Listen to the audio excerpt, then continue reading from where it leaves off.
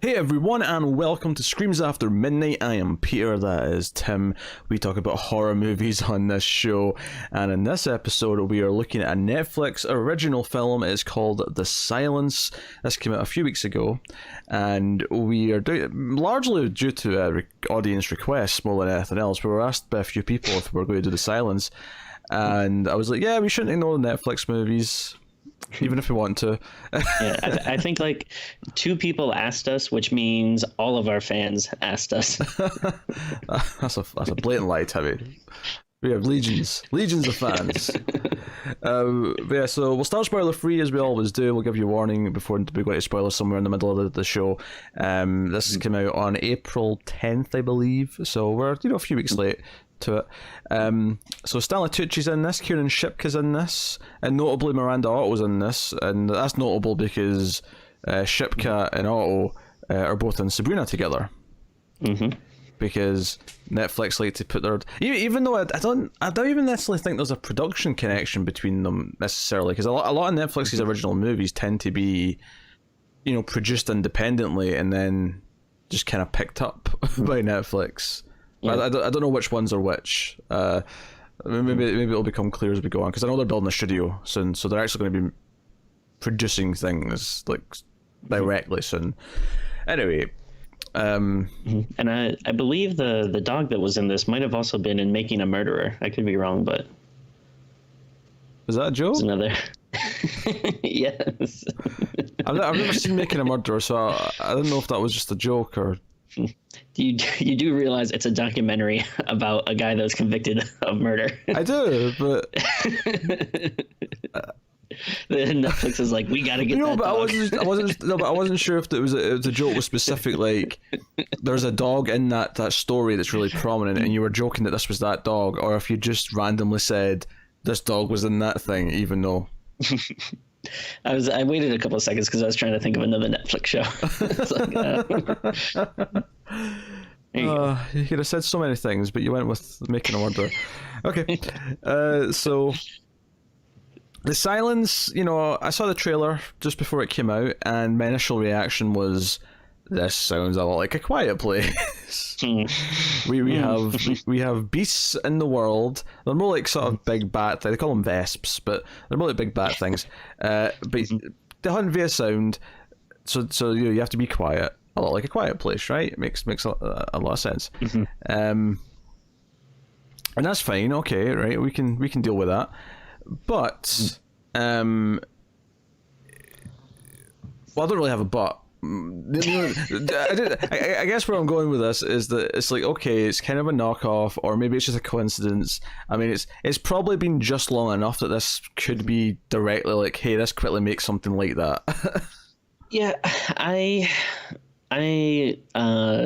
did no research, but my wife actually was looking.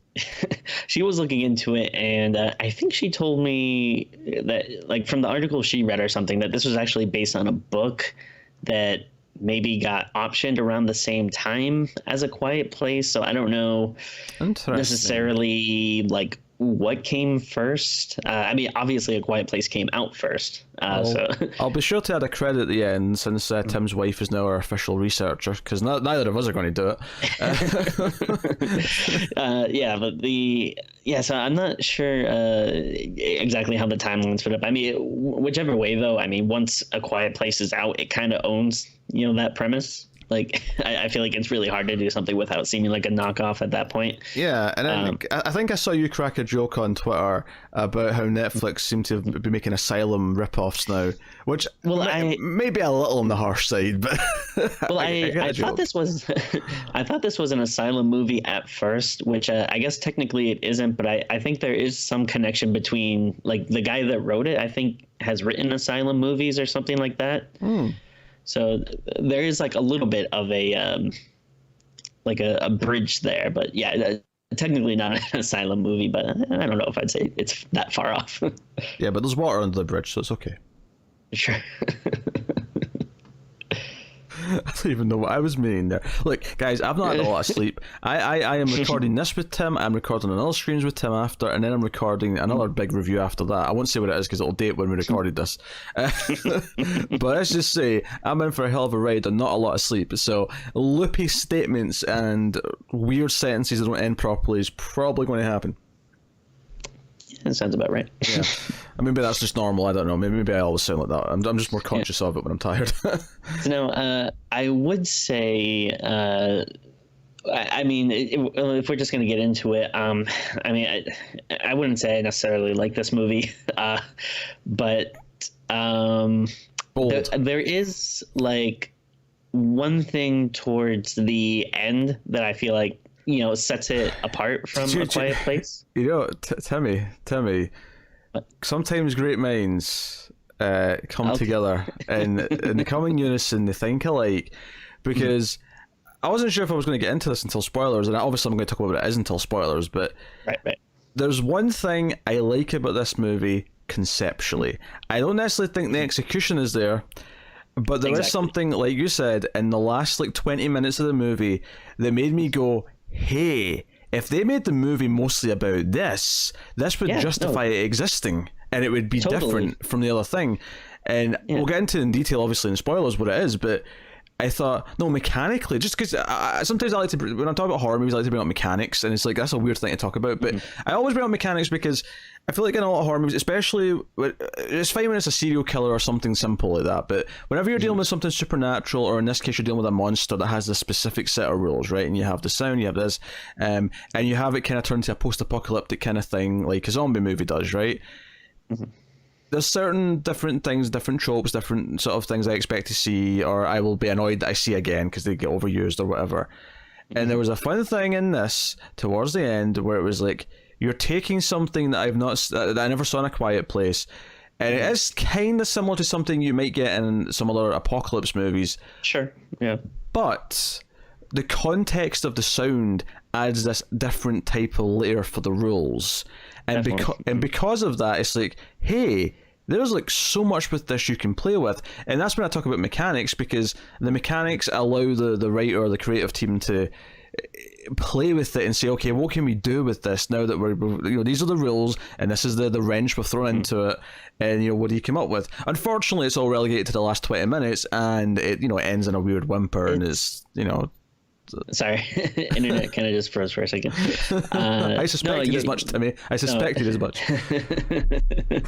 I was just trying to be quiet. So the Vesps, I guess, don't get us. No, I'm.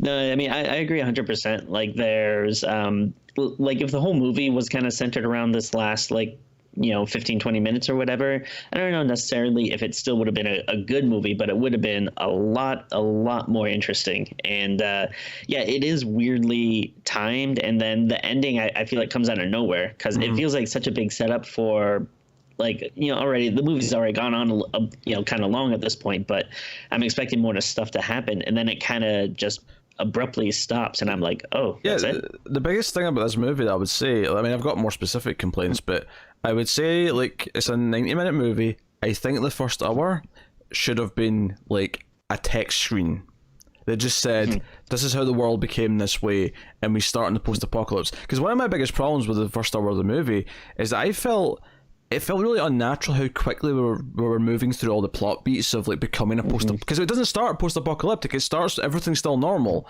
Kiernan Shipka's coming home from school and is we're talking about boys and stuff, and then incidents happen. It sort of escalates. We're talking about the boy, not the boy. Just shut your mouth. And Shipka's character is deaf, which again also is a character in A Quiet Place is deaf. So. There's some parallels there, and I don't necessarily blame her for this because I think she's a good actress. I've seen her enough to know that she's actually related, because she's the centerpiece of Sabrina. She holds that show together. She's great, yeah. I don't think we did it in the show. I'm sure we will at some point, but she was in a movie called two titles. One was February, the other one was it was like an all girls boarding school. It was her and the Blackcoat's daughter. Yeah, that's the one. We've not done that in the show, I don't think. But we haven't done it? I don't think so. Oh, interesting. Did we? I know I know I definitely seen it. I don't know. I'm questioning it now. Hold on, I'm going to search. Hold on. I mean, it's so hard now because I just assume every horror movie I've seen we've done. No, oh no, we did do it. Never mind. That's Okay. my bad. That's my memory. Okay, we did that in July of 2017. Never mind, we did do that. Alright, well, that's a few ways away. I completely forgot about that movie. Though I didn't realize she was in it. Yeah, she was the younger character at the school. Okay. And then because I remember when she was announced for Sabrina, I'm like, oh, I seen her in that movie. Yeah. Okay. So no, like I know she's good. Her performance in this, which I don't think is her fault necessarily, I think this is a conceptual choice by the director or whoever. But she doesn't really seem that deaf, like most of the time. Oh no, not at all. And I don't know if this sounds weird, but like I don't know. It seems weird for like a deaf person to be doing like the voiceover narration. I don't know why. Yeah, I agree. Like, It just not only is it weird that the deaf person's doing the voiceover narration, she's doing voiceover narration in a film where you're supposed to be quiet, and it just felt really weird to me. And especially, it did that thing as well where it was really heavy in the first 5 minutes, and then it disappeared for the whole thing, and then it was just the very final scene. Here's a little bit more narration, and it felt so tacked on. Yeah, like I feel like the only reason for it is that, you know, I guess it's an excuse for everyone else in the household to know sign language, but I don't know. It feels like even with sign language, though, they're still talking, because like that's what was so, you know, it's impossible to not compare this to The Quiet Place, but you know what was so great about that is just the tension with not being able to make noise and everyone being so quiet and people just talking left and right in this movie. It's like, yeah, they'll be soft, but like it makes it feel like not that much, not threatening. If like, oh, you can still whisper, you can still watch stuff on low, like, you know. Yeah, you can still whisper in this movie, which I mean, I don't necessarily even hate, just because okay, I think it's a little bit different. Like, it's not as like a strict if there's any noise, like that's it. Like because in A Quiet Place, like the entities that are kind of like using the noise, like they are like supernaturally like sensitive to sound. They can pick it up for miles. They can pick up any noise. Whereas this was more kind of like, I don't want to say realistic, but a lot more kind of down to earth, in the sense that this is like if someone was in the next room trying to listen for you. Like, they might hear you, but if you're whispering, you know, like you can go under the radar, I suppose is what I'm saying. The problem with that for me is just I did not feel a threat with this, because it's just, first of all, they're idiots that they're like, you know, we gotta travel, you know, like across the country or whatever to get away. I don't know, but like I'm just kind of like, okay, yeah, why not hold up in your house? Like, these creatures, you know, I feel like, you know, if you board up the windows, you know, have all the doors locked and stuff, and then, you know, keep everything to a quiet tone, that you're pretty good. Yeah. Obviously, you have to go out and get supplies at some point, but you know, I figure, you know, people are gonna figure out, you know, a way around this at some point. It seems a little ludicrous that, like, you know, this would be like a collapse of society kind of thing. It definitely happens too quick. It feels like it's going through all the plot beats in an unnatural way, where there's no like suspense or tension to like building up. It just feels like it's going through the motions. This is the plot beats we have to hit because we're becoming post-apocalyptic, and it just kind of does that kind of very quickly. And there's very little tension in it. The movie even opens with this really generic random scene of like when these creatures get let out of it, because, you know, someone's cave diving or something, and they come out of a cave, they've been trapped for thousands of years, and it's just this really generic thing. And I think through and through, this is the first movie that I've seen in a while where it feels like a true direct-to-video movie, because it does feel like A Quiet Place was big, and then this was made to capitalize on it. And obviously today it's on a streaming service because, you know, it's 2019. But this feels like exactly the sort of thing that, even in the sense that it's got a few actors, like Stanley Tucci's a good actor and he's been in a lot of movies, but he's exactly the type of actor who does these types of, you know, crappy, you know, low budget direct-to-video movies every so often. And he's not afraid to take a paycheck. Yeah, and it's like, okay, it gives us some credibility to an extent because you've got some names you can put on the poster, but it's just generic sludge apart from one kind of neat idea towards the end. And Yeah, and then other than again not really feeling much of a threat from the creatures, they don't really look very good. CGI is not great. Yeah, again, kind of. I would say maybe a little better than like a straight to video thing, but not by much. there's a lot of like tropes. There's a lot of like really like stereotypical kind of elements there. The one that really bugged me was Stanley Tucci, because his family, of course, and it's just this family unit, but like, he's got like this best friend who's kind of the uncle to the family, and he's like the stereotypical guy who is oddly kind of prepared and has a lot of guns, and he's constantly telling Stanley Tucci you have to make the hard choices, and he knows how to survive, and he's got I don't know, like something about him just felt really kind of, again, paint by numbers. It never felt like there was any kind of life to it. It was just, we need to have this character to get them out of the city to set up, No, yeah, I totally feel that. I would say similar feelings towards like the grandma who has like early dementia or whatever. Do you know it's funny? I won't say obviously before spoilers if I'm right or not, but the second I saw the grandma and with the family in the house in the first like 3 minutes of the movie, I said, she's going to have the pushing the boat in Dante's Peak scene at some point in this. She's sacrificing herself to save everyone else. I said that. I didn't say it out loud because I was on my own. I was just thinking it, but like, you know what I mean. Like that was the first thought I had. I was like, the boat scene in Dante's Peak. She's going to have that moment. She's doing it. I mean, not literally, figuratively. Right. I'm not saying she's going to push a boat. I'm saying she's going to, save everyone by sacrificing herself. Yeah. I don't think I've seen Dante's Peak, but I know like what you're saying. Yeah. Well, yeah, it's a famous scene in Dante's Peak where the water's like. I mean, I would double check your meaning of the word famous, but no. Anyone who's seen that movie like usually brings up this scene. It's this. The old granny gets out the boat and pushes them in the water, which is like volcanic levels of heat, and she's obviously dying as she does it. So she's basically, but it's like a really over the top dramatic, scene. And Pierce Brosnan and Linda Hamilton are like, "Oh, she saved us." And what is a boat made of that it can survive in lava? Oh, it's not lava. It's still water, but it's like the water's heating up because of the volcano that's underneath. Because they're on a mountain, and it's like a lake in a mountain kind of thing. Oh, okay. That's not as good as in my head, where I just thought she was just like jumping into lava. No, you're thinking of the scene in Volcano when the guy jumps into the lava in the subway and throws the guy that he's got on his shoulders to safety, and then dies. I never saw Volcano either, but my God, Tim, you missed out on the Volcano double feature of 1997. If I mean, maybe I saw one of them as a kid and I don't remember them. I don't know. I've never been like super into disaster movies, I guess. I guess that's fair. I've seen Twister. I've seen Day After Tomorrow. That might be about it. That's fair. That's some fun ones, but Day After Tomorrow's not one of those though. Day After Tomorrow's pretty bad. Yeah. So anything else I want to say in spoiler free? I mean, mainly I just want to emphasize again. It is so generic. It's just so going through the numbers. Like Kieran Shipka again. She doesn't really feel like she's actually deaf. It feels like she, and they do set up that she only became deaf somewhat recently because it was a car accident that took her hearing. And okay, fair enough. And that's what she still talks kind of normally, and she still gets by.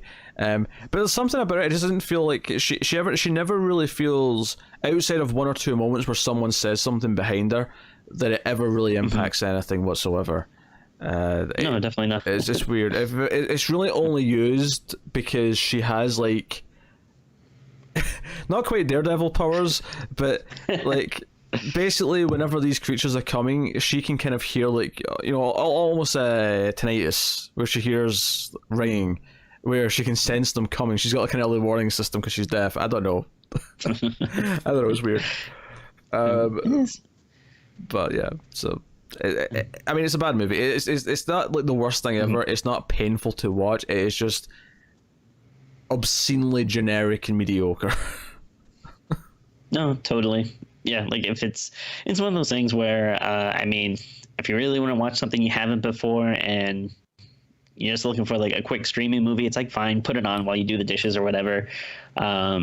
But yeah, there really isn't much to it except for that little interesting bit at the end. On a tablet while you do dishes, that's the perfect recommendation for this movie.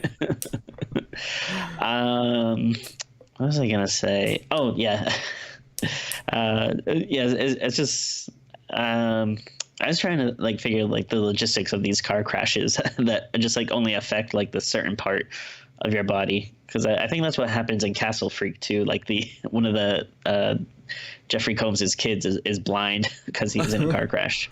I think that's what happened, but not saying that that's impossible. It just seems I don't know, unlikely. I assume something hit him in the face and hit his eyes or something. I don't know. I guess, yeah. I assume.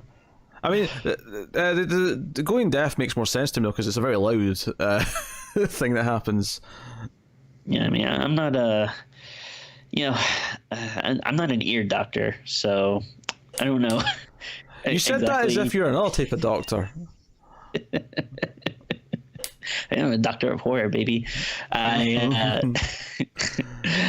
yeah, I mean, I don't know how all the stuff works. So yeah, maybe there's ways you can become deaf from certain things. Oh dear. So full spoilers for The Silence. You have been warned. So let's talk about the thing that's actually, I mean, we'll go back and talk about the other problems we have in specific scenes, but I want to talk about the thing that's like, okay, mechanically you introduced a neat idea and you don't do enough with it, but it's a really interesting idea because, like an hour into the movie, the mother, Miranda, Otto's character, has been injured a little bit and need to get antibiotics. So Kiernan, Shipka and Stanley Tucci team up and go into the local town because they're holed up at some random woman's house. Which, by the way, I actually laughed out loud at this scene because Me too. they get to this gate. This sort of secluded house has got this big gate around it, right around the big yard. And they go to the gate and there's like a little bell at the top and they go, oh shit, we just rang a bell, oh no, right? And then this woman comes out yelling, get away from my property, I'm going to shoot you. And they're like trying to tell her to be quiet. And then the Vesps come and just maul her in front of the family. And then they're like, well, I guess we can take this house now. Yeah. Yeah, like I wouldn't say that I was like necessarily rooting for the family before because they're not super interesting, but at this point, me and my wife, we definitely turned on them. We're like, these guys are kind of jerks, right? Like they they're just kind of boring. If anything, this made me like them more. I guess this was funnier. It's like, well, I guess that worked. Like they turned into like It's Always Sunny characters or something. Like they're just like these jerks that are like, well, all right. Hey, if it was those four in this movie, I'd probably find this much more entertaining. That would be very funny. So they got to tell you about it, and there's this like mysterious character watching them, and eventually they have like a bit of a suspense scene in the department store or whatever, or the store, and they come out and drugstore. There's this guy who's like, he's got like the collar on and he's not speaking, he's just writing. He's like, praise the Lord and follow our path. And there's like one hint before this from like one of the emergency broadcasts that Kiernan Shipka brings up where someone got crucified in like another state, and there's like cults like coming up and things like that. And it's kind of a little bit tense, and he's like, just leave us alone, please. Kind of yeah, that reminds me, like one thing that I thought was like pretty messed up is they're watching the news and like they have these news anchors and stuff that are talking about like like, oh, you must be quiet, don't make any noise and stuff, and I'm like, well, why are the news people talking? Like, why not just have people up and then have like words across the screen or something? Like, I don't know, I felt like it was kind of stupid that they were making noise, or at least be very quiet. Like, I mean, to try and defend it a little bit, they're in a studio which should be sound treated, so theoretically. Well, no, I mean, sure, I'm sure they're okay, but I mean, like, playing over the TV. Yeah, okay, I get what you're saying. Yeah, like, I get what you're saying. Yeah, okay. Like, you gotta imagine, like, people are probably gonna be listening to this when, they have like radios or TVs on, so we should at least be quiet if we are gonna say anything. If we're on TV, I think we can get away with having cue cards or something, or I don't know. It's not that silly. I suppose as soon as you hear that, you put in the headphones. Type you put in headphones and just listen on the down low. Anyway, what was I get to? Yeah, so in the last part of the movie, this preacher dude and his apostles show up at the house, and at first he's like, oh, join us, follow our path, and he's like politely saying no, leave us alone, and then he writes, is your daughter is fertile, and it's like, oh wait, okay. So, oh, wait, sorry. Again, wait, back up again. When they first meet him coming out of the drugstore, I could not read the stuff that he was writing, and because like I was sitting like somewhat far away from the TV, and I was just like I was really tired late, and it was like late at night, and I was like, oh, screw you, movie. I'm not going to get up close to my screen to read what you're saying. Like, I could read some of it, but I was like, do a close-up or, I don't know, make the writing more legible or something. I actually have to read the first thing he wrote. I never read because I couldn't read it. It was like from the distance I was watching it, it wasn't actually eligible. Do a close up. Once he gets to the house, like that stuff I could read because that he was actually writing it big and they were focusing on it. But before I was just like, screw you, don't make me get up, stupid movie.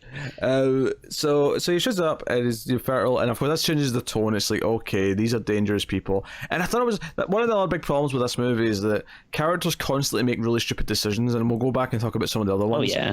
But one of the ones that really bugged me towards the end is that after this scene where this cult shows up, clearly wanting your daughter for impregnating her and nothing else, and they've all got their tongues cut out as well, by the way. This cult, they all have cut out their tongues.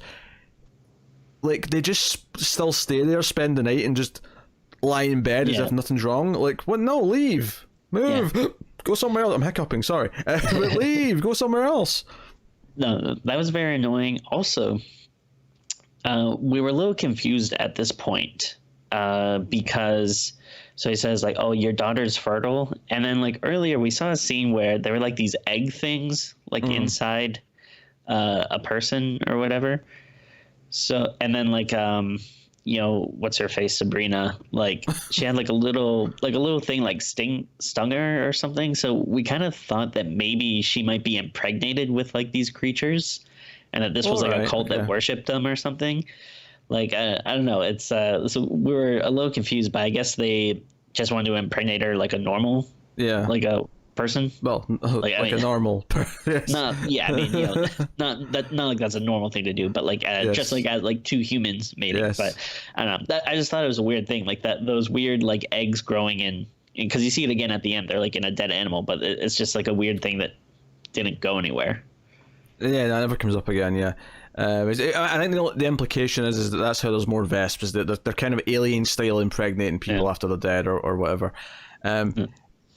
So if I can finally explain the mechanical thing that it sets up here towards the end, that was a good idea, is that Stanley Tucci comes back out with a shotgun, right, and he points it at them and they're threatening. He tells them to leave, and the preacher guy just kind of looks up and just goes, shh. Like, and it's like, yeah, this is interesting, because basically what this introduces is it's kind of the trope that you get in a lot of zombie apocalypse movies, where sometimes it's the other human beings that are actually more dangerous than the zombies, right? And that's the idea. But the twist here is because of the not being able to use sound, they shooting them is actually really dangerous. They can't just do that, and that's a really interesting mechanic. And then it advances it even further, where when they do attack later that night, they basically send in essentially a suicide bomber. But when I say suicide bomber, what I mean is they send in a little girl who's got like phones strapped to her, and they're all set to all the alarms to go off. So it's like a noise bomb, right? And it's the idea that this is attracting all the creatures. And I was thinking, this is actually a genius idea. It's not. It's only okay how they're doing it. But here's the thing: if everything we spent the first hour doing was just the backstory, and we just kind of like got a sense of it, and it was just, we're in this world now, and we're just going from here. But the thing that would make this difference from A Quiet Place is no, the villains are other humans, but we have to deal with them without sound, because we can't do that. And it becomes this thing where there's so much like chaos in the house when all this noises happen. They're trying to like turn off all the phones. 3 masked people from the cult just come in and grab Shipka, and they're dragging her out, and like the mom's trying to like fight them off, and it doesn't really work, and it becomes them running after them and trying to get her back with it. And it ends up being this is the big grandmother sacrificing herself moment, where she tackles the guys, and then as soon as she's got them away from her granddaughter, just starts screaming, and she like it's like, no, come and kill them, right?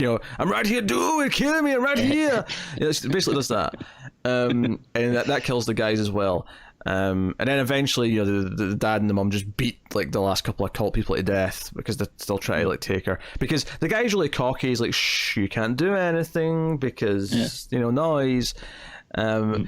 And I'm like, this is actually a genius idea. You have like these stalkers, you have these people who are causing your family harm, but you can't actually use the most of the weapons you have because they are dangerous to you to use. That is a fascinating concept. That is the mechanical makeup for like, the bulk of a whole movie. And here it's just the final 20 minutes, and I wish this was what the movie was about. Because if they did this, and they actually set up... Because obviously the resolution is really quick and just kind of like, okay, it's fixed. He's beat him to death with the back of the gun. And then it has the most abrupt, just kind of like jump ahead. Because at the start of the movie, there's like a guy that Sabrina likes, right? That she talks to, and she's sort of Skyping with him occasionally throughout the movie. And at one point, he gets the communications become spotty, of course, as the movie goes on. But eventually, he's like, "Oh, there's like a haven, up north because they don't like the cold, so everyone's going north," kind of thing. And we get her narrating again. Go south if Sorry, you want to avoid the cold. You think you'd go south if you want to avoid the cold? No, it's warmer if you go south. Well, you're saying the creatures don't like the cold? Yeah. Oh, I thought you meant the humans. No. Well, I mean, humans don't love cold, but we can survive at it. That makes more sense. Yeah, you go north. So, and it does this thing at the end where like you see her like with a bow and arrow, and she like kills one of the Vesps or whatever, and then it pans over, and her boyfriend that she's been trying to get to during the movies there. So it's like, hey, they've made it with the rest of the people up north, and they're living a happy life. And I feel like the narration was tacked on after the fact just to try and make it feel like it was ending, because she has this kind of final point where she's like, oh, we just try to survive and do the best we can. The world has changed, blah blah blah. Sting cut to black, and I'm like, I don't care about you making it here. I don't care about this guy. Like, I feel like the movie was only just starting to kind of get interesting, and then it just abruptly kind of like quickly wraps up as it can, and like it was almost starting to get interesting. But that's the other thing, is the direction is really sort of basic, and it's not like suspenseful or like that. See if each of the scenes that happen throughout the movie were actually like intense, I might forgive it a lot of the plot problems and character, I do say, but as it is, yeah. I mean, again, that's like the big difference, like with A Quiet Place, where it's just like the whole movie is suspenseful, where it's just like you should be feeling this kind of dread and tension, but I just never really felt it at all. Like even the creatures, they just they're supposed to be very scary, but they just never really seem that intimidating to me. And yeah, it's very weird to like introduce like your bad guy or villain so late into the movie, even though it is like really interesting. But then it's just gone so fast that you're like, oh well. I was basically just kind of watching the whole movie, like, with my head in my hand. And then once the cold stuff started happening, like I kind of like lifted up like, ooh, okay. And then, and it's done before you realize. It's not even the character himself is even interesting or a good villain. It's just, it's just the mechanics of, wait a minute, how do we deal with this without sound? And that is really interesting. And I could like honestly, like if you ask me what A Quiet Place 2 should be, that's what it should be. It should be, there's humans that are villains. How do we deal with humans that are villains when we have to be quiet the entire time? Yeah. That's a fascinating concept. Do it, Krasinski. Do it. I want to see the opposite, where you have to be loud all the time. That would just be a really annoying movie to watch. Everyone would just be shouting all the time. The creatures are attracted to silence. We can't stop shutting up. Everyone just sing. Everyone has to sing all the time. Just like, la la la la la la la la la. Ooh. Musical, you like that? Oh, piss off. I want no part of it. Yeah, there's a lot of dumb moments. First of all, it's 2019. The son's still playing a Kinect. Yeah, I don't buy it. I don't buy it for a start. Secondly, I forgot there was a son. So the guy, like his best friend, who's like a big part of the start of the movie, helping them get out, and like they've got 2 cars and they're following him. He's got all the weapons. He's the tactical guy who understands the world or whatever. he ends up like running off the road and like gets trapped in his car when it's upside down because some deer ran across the road and he's trapped. And Tucci's like, no, I'm going to go and try and get help. He's like, hey, the hospital and the fire department, they're all busy, just leave me, like this is end of times. And that was the other thing, is it didn't really feel like we'd gotten to that point where the character should feel like it's the end of times. It felt like you heard something in the news, you decided to leave the city because you thought it'd be safer, but you've not actually seen any real chaos yet. You've not seen any like actual like things are super dangerous like directly to you yet. I mean, there's stuff been on the news, sure, but like I don't know. Anyway, so he says, like, after a little bit of like pleading for him to go, he says, "Get me my guns. I need my guns." And I thought, don't give him his guns. He's clearly going to shoot himself, and that's not actually what happens. But like, you're in this situation. Why would you give him a gun? Like, what could he possibly do while he's trapped in the car with a gun? Like, he instead says, "I'm going to shoot you if you don't leave." And then he uses the gun to to like because they get attacked in the car in a minute with the monsters, and he shoots the gun inside the other car to like draw the monsters to him. Which I think, like, again, yeah, I like the mechanics of this, where okay, this idea of like trying to make noise somewhere else so that you get taking the monsters away from you, throwing something down the road, or setting off the alarm in a building that you can get away from. Yes, use these things, try and play against them, and use the rules to your advantage. I like that in movies, I do. I don't think most of the examples in this, though, are that great. Mainly just because there's no tension. I mean, well, there is one that I love where they start the wood chipper, and like all the creatures just like fly right into it. That almost felt like a scene from a more like sort of fun B movie, as opposed to like, because this is trying to be serious. This is a dead serious, like we're a serious horror movie.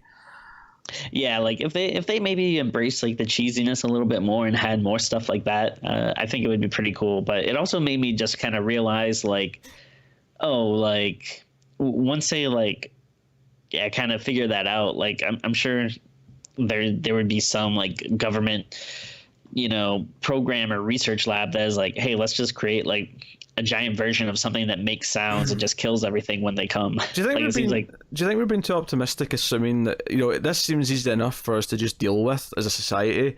And like, maybe if we were more pessimistic, we'd be saying, yeah, we'd all just panic immediately and we'd all be screwed, but just through our own stupidity, not because we actually should be screwed by this. This seems like a fairly, we can deal with this situation. There's clearly some tricks and tips to dealing with these creatures.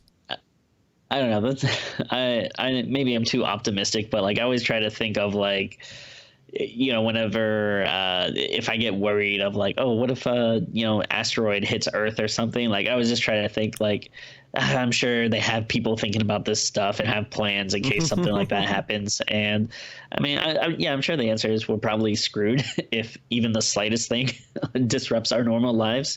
I'm sure the world won't be around for too much longer, but I like to think that that hopefully, the smarter people than you will think of something. Actually, here's a fun bit of trivia. The woman who comes out the house who gets mauled with a shotgun, the actress who played her, her name, Barbara Gordon. Oh, okay. Babs herself, yeah. Amusing. I don't know. Like, there's so many like little stupid moments where characters decide to like go a certain way or risk their lives for something stupid, or just all these kind of really dumb decisions. You're like, why are you doing this? You can easily deal with this. Like, there's clear rules here that you can use to your advantage. And I think that's why it was so interesting when the cult showed up. It was like, now we have to try and use them against each other, and they send in phones with alarms as kind of like a bomb, essentially, because that'll attract the monsters. I'm like, that's interesting. Do more with this. Yeah. Everything else just feels like such a ripoff. Like it's, like, oh, they're trying to do A Quiet Place. They're trying to do Walking Dead. They're trying to do Bird Box. And like the cult thing was like the one thing that was like, oh, this is interesting and unique, and not just like a lesser version of, stuff that we've already seen that you're just trying to, play off the popularity. But then, it's just, too little, too late. Yeah, it's just over too quick and don't do enough with it. But I would base a movie on this premise, like just that section. Yeah, and like, okay, so let's work with that. Well, how can we use that? Or like I say, just make that be a quiet place too. Perfect. Yeah. Sometimes humans are the real monsters. Ooh. I know, right? But yeah, I guess, is there anything else we're not talked about, plot-wise? Not really. Or scenes? I mean, I don't think so. Just, what, the mom getting her leg scratched. Oh, yeah, the freaking kid and the rattlesnake. It's just like, but yeah, I mean, nothing, like, super important. All right. Well, sorry, that was a real time We're yawn. both tired. Yeah. So that is, I guess that's The Silence. I suppose you'd rate it out of 10, Timmy. What are you giving it?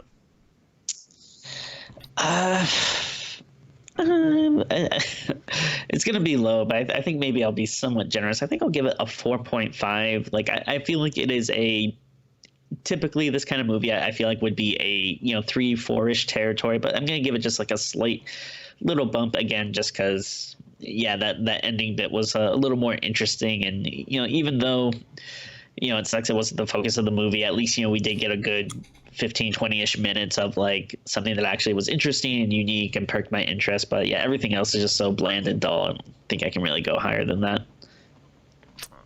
Yeah, that's fair. I'm gonna go to the straight 4. I think it's really bland and generic and just kind of going through the motions, and then it does have that one section that's like, hey, conceptually this is actually kind of interesting, I wish the movie was about this. So which maybe drags it up from like a 3, but I can't really go much higher than that because it's still a really forgettable bland watch. I'm not going to remember most of this movie in a week's time. No, definitely not. So that is The Silence. The last time we listened to our fans. Nah, we should still check out Netflix horror movies because we try to keep up with the new movies. This is the thing. I think every now and again there's like a diamond in the rough. There like is. What's that? The Babysitter. Babysitter was fun. I really loved The Ritual, which wasn't like a Netflix production, but I think they were basically the ones that acquired it and kind of made a home for it. So every now and again you get stuff like that breaks the mold a little bit, but they just release so much stuff that a lot of it is going to be kind of more filler, basic stuff. Yeah, if you want to know what a 2019 version of a direct-to-video movie from 1994 is, this is your bag. So on the one hand, I do kind of miss that. Like, sometimes it was fun going to the video store and being like, "What's this piece of crap?" Let's give it a watch. Sure. But it might have been better if this was like so over the top bad that you could kind of like make fun of it. Oh yeah, but if it was embracing the cheese a little bit more. Yeah, but it's trying to be a real serious movie, and because of that, it's not working. Or at least they're not bad enough that it's like, because obviously sometimes we like that they think they're making a good movie, but it's just like absurd. But they're not that inept that they're like, it just lands in this bland territory. So we should actually, I'm going to start forewarning people on episodes for the next while about this, because Tim decided to take a vacation at the worst possible time of the year. Do you know, Tim, sometimes we go a month without a new theatre release to talk about, and it's whatever, right? You pick a vacation that's going to take away 3 recording weeks, and it'll be fine. You don't worry, guys. You'll have episodes every week he's gone. We're going to have tons stacked up. There'll be episodes. But the time that Tim has chosen to take his 3 recording sessions off are the weeks that Annabelle 3, Child's Play remake, and Midsummer are out back to back.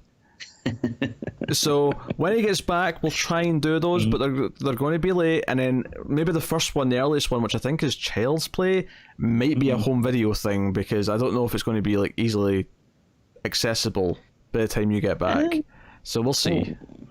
We'll see. Well, I mean, what I was hoping to do is so I'm basically taking 2 weeks off because we when I got married, we never actually went on a honeymoon, so we're going on a cruise. The ship has sailed, Timmy. No, you can take a honeymoon anytime, but hopefully it won't end up like that Resident Evil game that's on a boat. But But no, we're doing that, and my wife's a teacher, so we usually take our vacations in the summer, so it's easy to coordinate with. You don't have to worry about taking time off from two jobs. But then also going to use the time, though, to visit my home in Rhode Island, because I haven't been there in a while. But so we do a week there, then like a week in Rhode Island. But hopefully, a lot of my friends that love horror movies and stuff back home, and like my brothers and stuff, that we like to go to the movies a lot. So I'm kind of hoping that when I go home, those movies will probably still be in theaters, and maybe if I kind of watch them, and then maybe you can do some weekday recordings or something when I get back, it'll still be somewhat fresh. So I think we can still make it work. Okay. All right. But I mean, yeah, they won't be out like normal, like they'll be a bit later. Yeah, Midsummer won't be too bad because that's right at the end of your vacation. But the other two are going to be like late. Yeah. Compared to normal, which means I'm going to have to see like all three of them like really close together. You bastard. This is all your fault. Don't get me wrong, Midsummer's probably going to be good because that's Ari Aster from Hereditary. Child's Play remake and Annabelle 3 could really go either way. Those could be terrible. They could be good, they could be terrible. I mean, it's really hard to say. But I thought I'd start warning you now, just so you're not like, well, where's the Child's Play remake review? What's going on? What's going on? What are you two doing playing that? Putting up a review of Leprechaun 3? Oh. That has been The Silence. So by all means, let us know what you think of the movie in the comments below. Like and subscribe, all that stuff. If you want to support the show and the channel, head over to patreon.com/MailFuzzTV, where you can support us for as little as $1 per month. And for that $1 per month, you get access to a bonus episode of Screams After Midnight once per month. We've had a couple of episodes so far. We did The Invisible Maniac, we did Demon Wind, and there'll be another one obviously coming up every month henceforth. And at the $5 tier, you get to vote on an episode. I got a good month. one for July. For July specifically, is it 4th of July related? No, but maybe we should do that instead. I'm curious to ask him now why it's July specifically, if it's not 4th of July related. You have to tell us on the show if it's going to give it away. Maybe we'll wait. Yeah. Talk to me off here. So yeah, go to Patreon and see if anything tickles your fancy and you want to support the show and keep the movie hijinks coming. But that is us. So thank you once again for watching or listening. Guys on Twitter, of course, at Screams Midnight, where both me and Tim run the Twitter, and sometimes it looks like we're having some sort of schizophrenic break because we're arguing with each other from the same Twitter. It's a thing. But that is us. So thank you once again for watching or listening. We always appreciate it. Keep watching scary movies, guys, and we will see you next time.